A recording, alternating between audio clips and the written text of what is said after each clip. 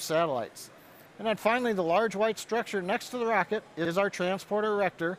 As a reminder, unlike the East Coast, here on the West Coast, the transporter erector will move away starting at about T-minus 5 minutes to a position 77.5 degrees away from the rocket just before T0.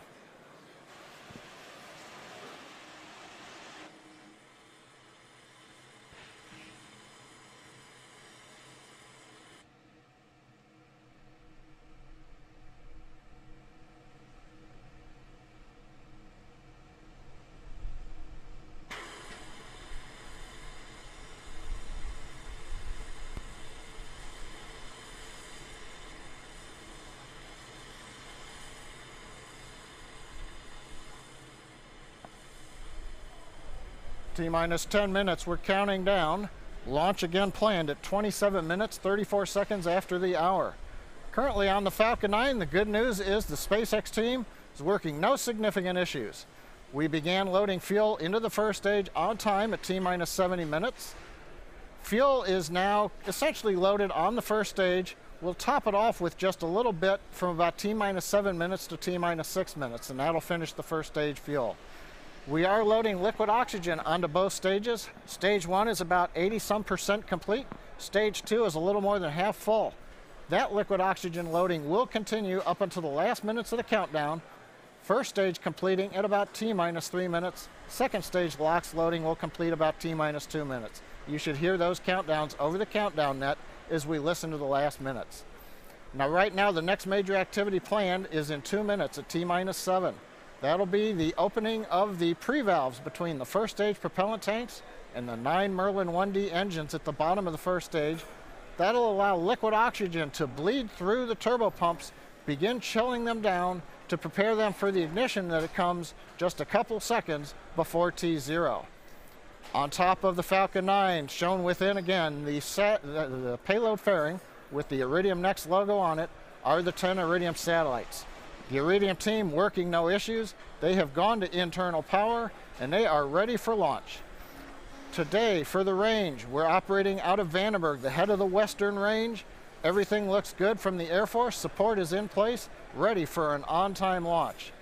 And then finally, the weather. The good news is we don't have to do anything about the weather. The Air Force weather officer has given us a 0% probability of violating conditions. Upper altitude jet stream looks like it's in control. Ground level winds, as you can see, are very light. We're hardly blowing any of the mist away from the rocket, the cold moisture condensing from the chill of the liquid oxygen in the stages. So at 7 minutes, 54 seconds, everything is looking good.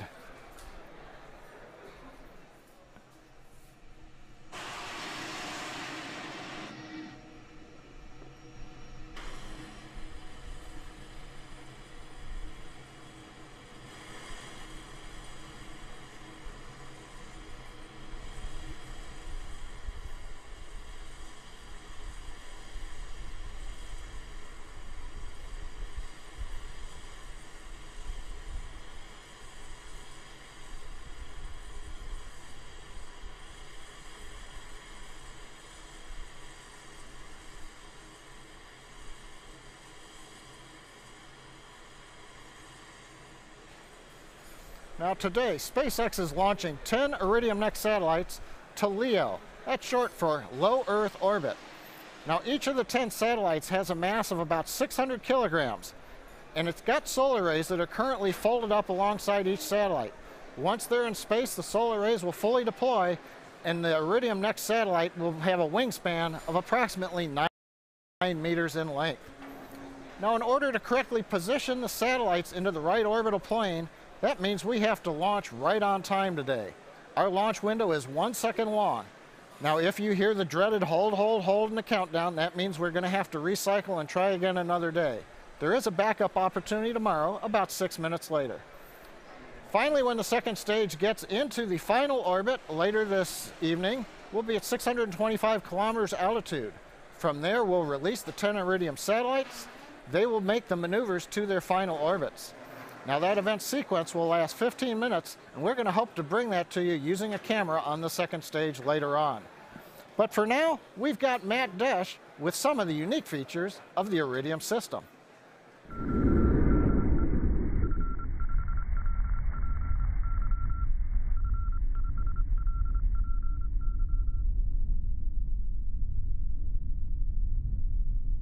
When we were envisioning Iridium Next, a whole constellation of 66 new satellites going around the Earth to replace our network, we realized what an incredible real estate this is. This is really, really important real estate to be so close to the Earth with a network all interconnected in space.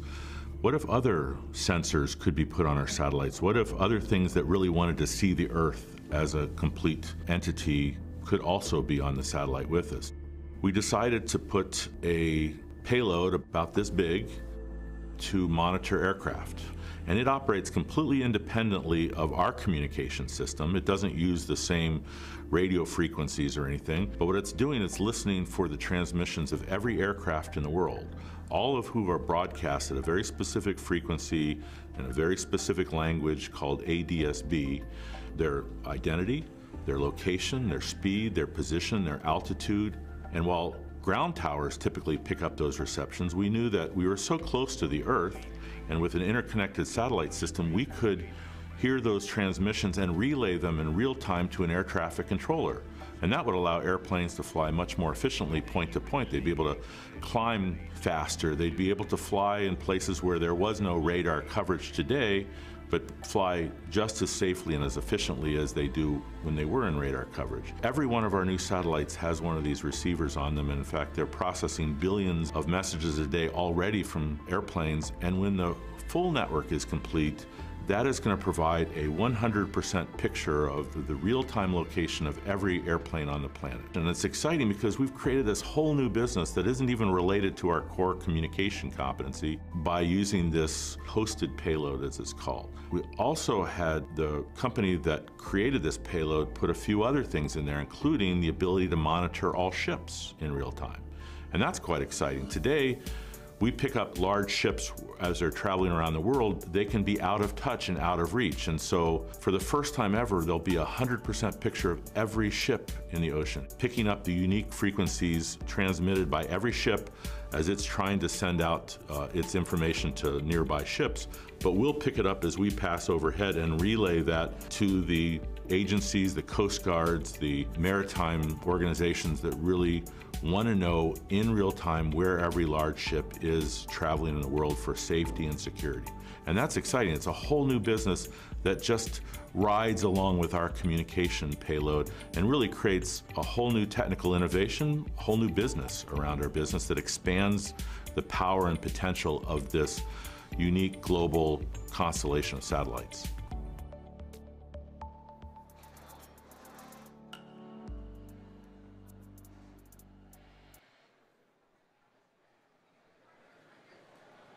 T-minus 2 minutes, 40 seconds, continuing to count down for a launch. Everything looks good. While we're watching that video, the team has moved the Strongback away from the Falcon 9. We've done thrust vector control checkouts on the upper stage engine. We've done alignment of the guidance system. We've completed fuel loading on first and second stage, and we have just ended LOX loading on stage 1. So we're down to loading LOX on stage 2. Then we'll go into the final countdown sequence starting at T-minus 1 minute. Now, one note coming up at about 90 seconds, if you see and hear a large venting off of the Strongback, that's normal. We'll be draining liquid oxygen out of the structure alongside of the rocket, and sometimes that'll condense a lot of the moisture in the air at Vandenberg into a cloud. But for that, Iridium is go. The range has just announced they're green. The weather is go. So we're going to listen into the last minute and 45 of the countdown of Falcon 9 with Iridium Next.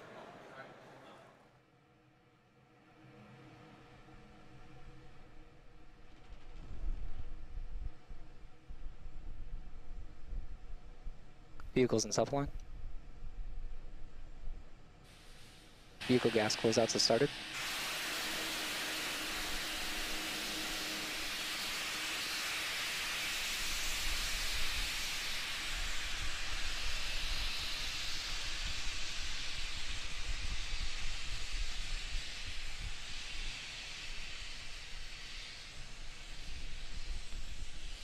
AFTS is ready for launch.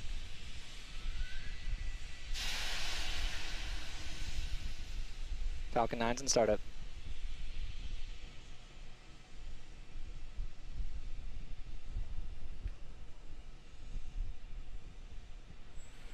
Stage 2 tanks pressing for flight. LD is go for launch.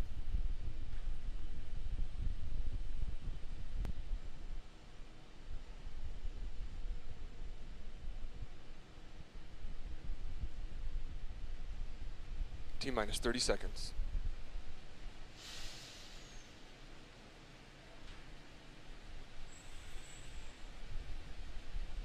20.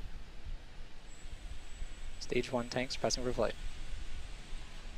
15. 10. 9. 8. 7. 6. 5. 4. 3. 2. 1. Liftoff, Falcon 9. Vehicles cleared the tower.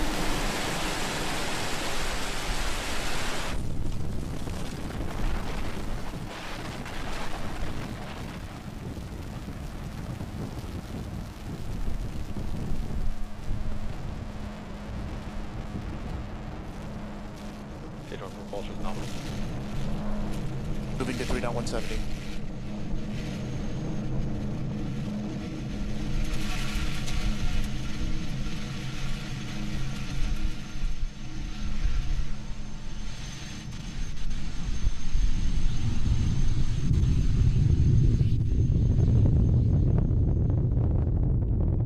Power and telemetry are nominal.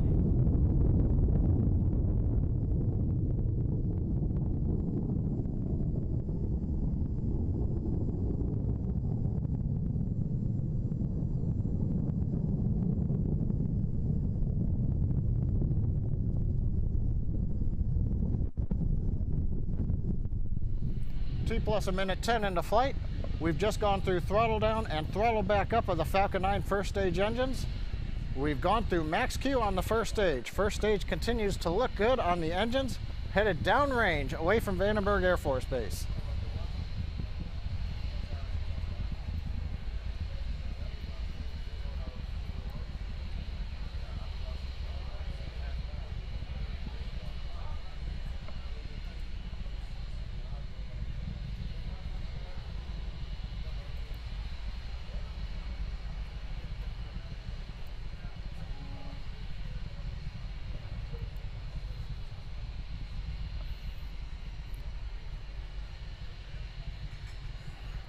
We're chilling in the MVAC engine 2 minutes into flight, getting it ready for ignition.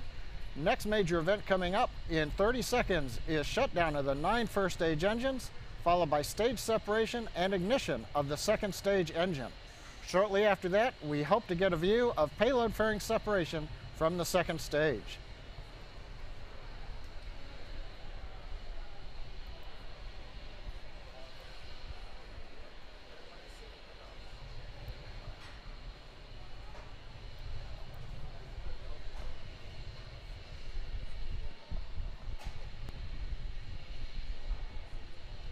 Miko. Stage separation confirmed.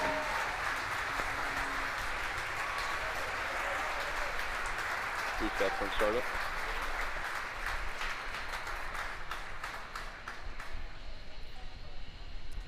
We've had successful separation and ignition of the upper stage engine. First words from propulsion, things look good on the upper stage engine and the second stage.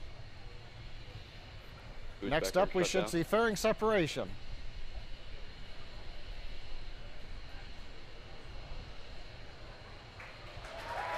Fairing separation confirmed.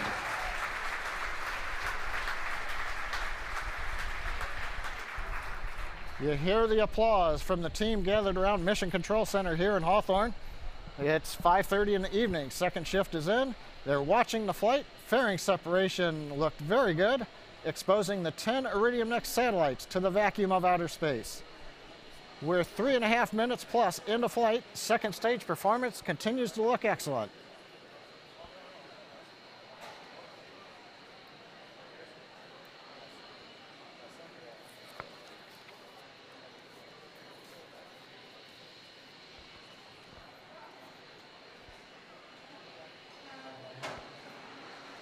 T plus 4 minutes into flight. Falcon 9 second stage continues to perform nominally. Power on the engine looks good. Avionics looks good. Guidance looks, we're on track, headed south away from California. eventually overflying the South Polar Cap on our way off of Eastern Africa, where we'll eventually deploy, later in the webcast, the 10 Iridium Next satellites.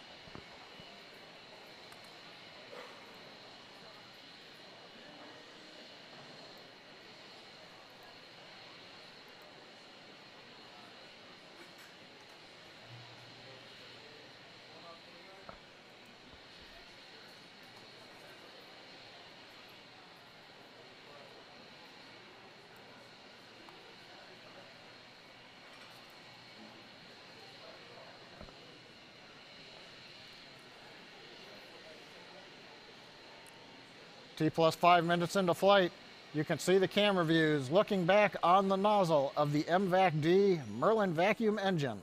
Red hot, which is just what we expect at this stage of flight. The engine is at full power, continuing to perform normally, as I like to say. And meanwhile, the second stage is on trajectory, headed for its initial low Earth parking orbit. We'll talk a little bit more about that later on, but for now, everything continues to look good.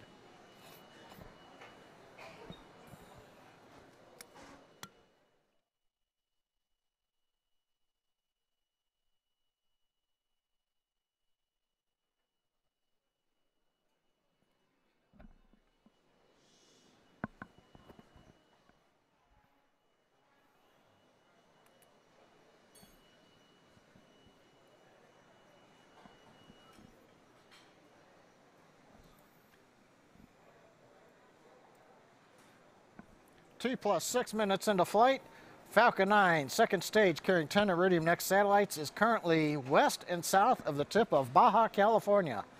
I hope that everybody in Southern California had a great view of the launch this evening. We've had clear skies, the rocket launching about half an hour after sunset. Now currently we're in burn 1. This takes us into the low Earth parking orbit.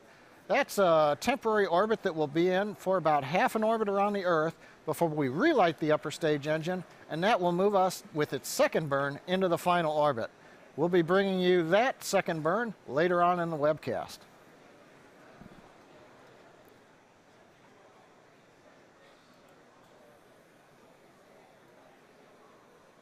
Stage 1 entry startup. Stage 1 entry burn.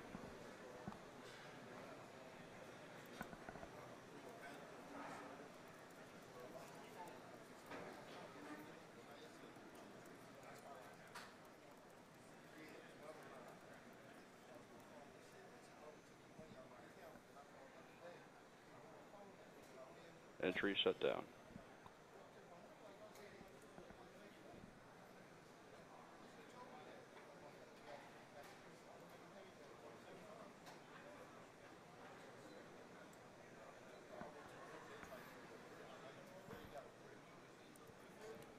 Stage 1, AFTS has 7.5 minutes into flight, Falcon 9 second stage continues to perform well. We are continuing on the desired trajectory, headed south from Vandenberg Air Force Base, California, heading into an approximate polar orbit with the Iridium Next satellites. Now, as I mentioned, we're going to have two burns. We're in the first burn right now. This is the long burn, just over 6 minutes. We're beginning to throttle down power on the upper stage engine, preparing for shutdown about a minute from now. Meanwhile, we'll then go into a coast period of 42 minutes between the end of the burn that we're on now and then the relight that'll come over the eastern hemisphere. So during that coast phase, we're going to pause live commentary. We'll have a map so that you can see our path as we go over the southern polar regions en route to going east of Africa. We've heard the call out, Stage 2 flight termination system has safed in preparation for going into orbit. Once we go into orbit, we'll wait to hear a call from the Guidance Nav and Control Engineer, called GNC, on the quality of that orbit.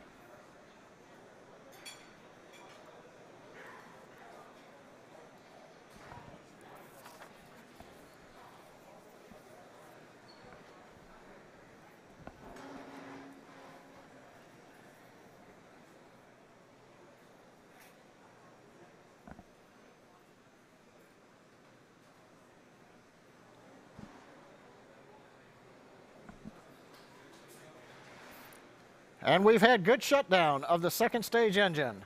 Now we're waiting to hear and take a look at the orbit. Nominal orbit insertion. Cook Delta. And we've heard LOS. the call out, a good nominal orbit insertion. All right, stage 1 has splashed So down. currently the first stage mission has completed. We separated the second stage, it took over, did a burn lasting just over 6 minutes. We've had shutdown on that first burn of the second stage engine. We're in a good orbit. We're going to go into a coast phase now, followed by a relight of the upper stage engine. So we're going to stop live commentary right now. I'll get ready for coming back on at T plus 51 minutes, about 41 minutes from now. So with that, we'll leave you with a map of the progress of Falcon 9, still with the 10 Iridium Next satellites, made it to the payload dispenser, and we'll be back to watch the second burn and then the eventual release of the 10 satellites.